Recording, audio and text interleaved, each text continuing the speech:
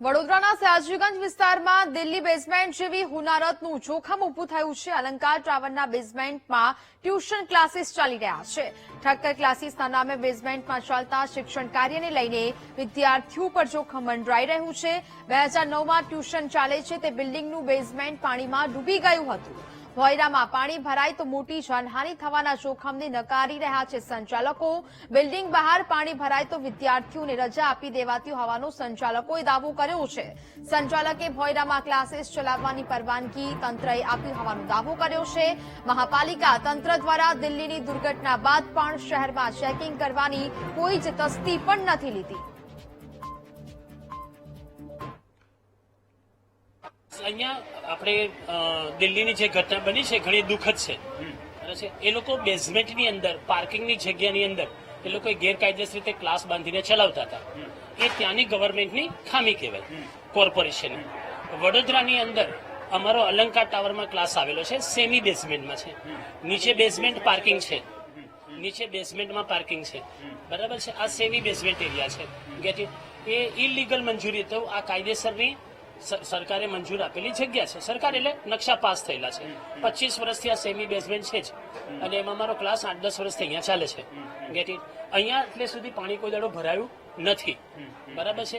એક વખત ખાલી 1909માં 2009માં બરાબર છે વિશેષ પૂર આવવાને કારણે અહીંયા ત્યારે પાણી ભરાયું હતું।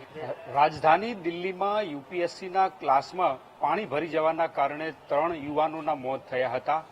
આ ઘટનાને લઈને સમગ્ર દેશમાં હલચલ મચી છે। ત્યારે વડોદરામાં અમે રિયાલિટી ચેક કરી રહ્યા છીએ।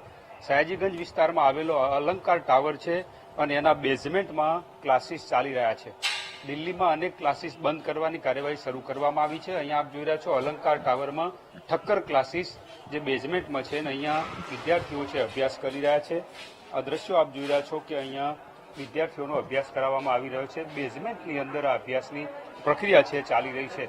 ક્યારે અહીંયા વડોદરાનું તંત્ર છે કાર્યવાહી કરશે, એક મોટો સવાલ ઉભો થઈ રહ્યો છે। પરંતુ આ વિદ્યાર્થીઓ અહીંયા અત્યારે ક્લાસીસમાં અભ્યાસ કરી રહ્યા છે।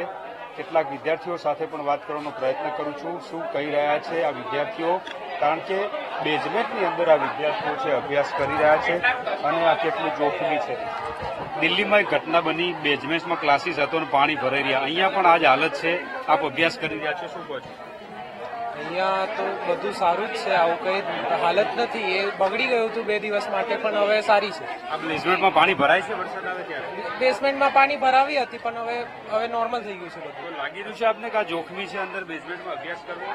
ના ના, આવું કઈ નહીં પ્રોબ્લેમ। શું માનો છો, આપ બેઝમેન્ટમાં અભ્યાસ કરો છો, દિલ્હીમાં પાણી ભરાયું? हाँ, वैसे तो अभी एग्जाम आ रहे हैं तो पढ़ना पड़ेगा। और इतने दिन वैसे भी हॉलीडेज हो गए बारिश के कारण, और सब पानी वानी भरा है तो अभी थोड़ा नॉर्मल है, क्लासेस तो हो रहा है अच्छा। વિદ્યાર્થીઓ કહી રહ્યા છે કે આ ક્લાસીસમાં પાણી પણ ભરાય છે વરસાદનું, પરંતુ અહીંયા આ વિદ્યાર્થીઓ અભ્યાસ કરી રહ્યા છે। બેઝમેન્ટમાં ક્લાસીસ ચાલી રહ્યા છે। આ જોખમી છે ક્લાસીસ, અને એટલા માટે જ વડોદરા કોર્પોરેશન તંત્ર, ફાયર બ્રિગેડ ક્યારે જાગશે એક મોટો સવાલ છે। પરંતુ વડોદરામાં પણ અહીંયા બેઝમેન્ટની અંદર યુવાનો છે અભ્યાસ કરી રહ્યા છે, ક્લાસીસ ચાલી રહ્યા છે, ત્યારે જીવના જોખમે વિદ્યાર્થીઓ અભ્યાસ કરી રહ્યા હોય એવા દ્રશ્યો વડોદરામાં જોવા મળી રહ્યા છે। કેમેરામેન કિશોર ક્ષીરસાગર સાથે માનુ ચાવડા, વીટીવી ન્યૂઝ, વડોદરા।